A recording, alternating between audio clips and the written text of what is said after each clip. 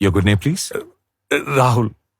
Well Rahul, 3 വയസ്സുള്ള കുട്ടികളെ TV കാണിക്കാനേ പാടില്ല എന്നാണ്. പിന്നെ 3 വയസ്സ് മുതൽ 5 വയസ്സുള്ള പ്രായത്തിൽ അരമണിക്കൂർ വരെ കാണിക്കാം എന്നാണ് പീഡിയാട്രീഷ്യൻ പ്രിസ്ക്രൈബ് ചെയ്യുന്നത്.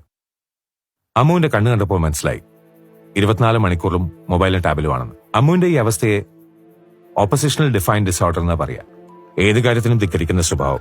ശരിയാ ഡോക്ടർ, വാശിയാ, എപ്പോഴും വാശിയും ദേഷ്യവും തന്നെയാ. പിന്നെ വെറുതെ ഇരിക്കുമല്ലോ എന്ന് ഓർത്തിട്ടാണ് ഞാൻ ഈ ടാബ് കൊടുക്കുന്നത്. നിങ്ങളൊക്കെ പിന്നെ മൊബൈലും ടാബും കൊണ്ട് ജനിച്ചവരല്ലേ? ഇതാണ് നിങ്ങൾ മാതാപിതാക്കളുടെ വിവരക്കേട് എന്ന് പറയുന്നത്. ഒരു മൊബൈലോ ടാബോ കുട്ടിയുടെ കൊടുത്തു കഴിഞ്ഞാൽ ഒതുങ്ങിയിരുന്നോളൂ, പിന്നെ ശല്യമില്ലല്ലോ. ഇതുവഴി സ്വന്തം മക്കളെ hyper activity disorder, attention deficit hyper activity disorder പോലുള്ള മാനസിക രോഗങ്ങളിലേക്ക് തള്ളിവിടുകയാണെന്ന് അറിയുന്ന പോലുമില്ല. ചിലർ എന്റെ മോൻ എന്തൊക്കെയാ മൊബൈലിൽ ചെയ്യുന്നതെന്ന് പറഞ്ഞ് അഭിമാനിക്കാറുണ്ട്. ശുദ്ധ മണ്ടത്തരവാദം. വെൽ, TV, ടാബ് പോലുള്ള വിഷ്വൽ മീഡിയമായിട്ടുള്ള നമ്മുടെ ഇന്ററാക്ഷൻ അത് റൈറ്റ് ബ്രെയിൻ ആണ് ഹാൻഡിൽ ചെയ്യുന്നുണ്ടെങ്കിൽ പഠനവും അക്കാഡമിക്സും ഹാൻഡിൽ ചെയ്യുന്നത് ലെഫ്റ്റ് ബ്രെയിൻ ആയിരിക്കും. അതുവഴി ഒന്ന് വളരുമ്പോൾ മറ്റതിനെ നശിപ്പിക്കുകയല്ലേ ചെയ്യുന്നത്. അങ്ങനെ പഠനത്തിന് എഫക്ട് ചെയ്യും.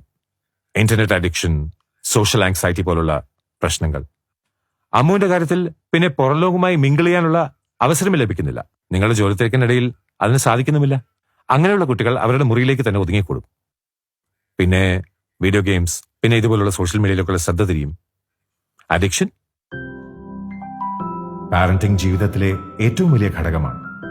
അത് നല്ല രീതിയിൽ ചെയ്യേണ്ടത് മാതാപിതാക്കളുടെ കടമയാണ്. കുറച്ചു സമയമെങ്കിലും അവർക്ക് വേണ്ടി ചെലവഴിക്കാൻ ശ്രമിച്ചുകൂടെ? ജീവിതം കെട്ടിപ്പടുക്കാനുള്ള തിരക്കിൽ നിങ്ങൾ ഓടുമ്പോൾ സ്വന്തം മക്കളെ ഇരുട്ടറയിലേക്കാണ് തള്ളിവിടുന്നതെന്ന് ഓർക്കുക.